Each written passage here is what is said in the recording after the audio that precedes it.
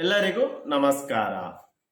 ನಾವು ಇವತ್ತು ತುಳುನಾಡಿನ ವಿಶಿಷ್ಟ ಆಭರಣ ಒಡ್ಡುಂಗಿಲ ಅಥವಾ ವಂಕಿರಿಂಗ್ ಬಗ್ಗೆ ತಿಳಿಯೋಣ.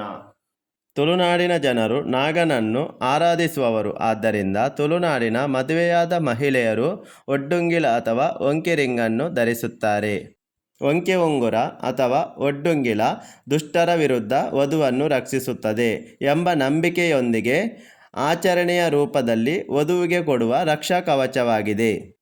ಒಡ್ಡುಂಗಿಲ ಸರ್ಪದ ಸಂಕೇತ.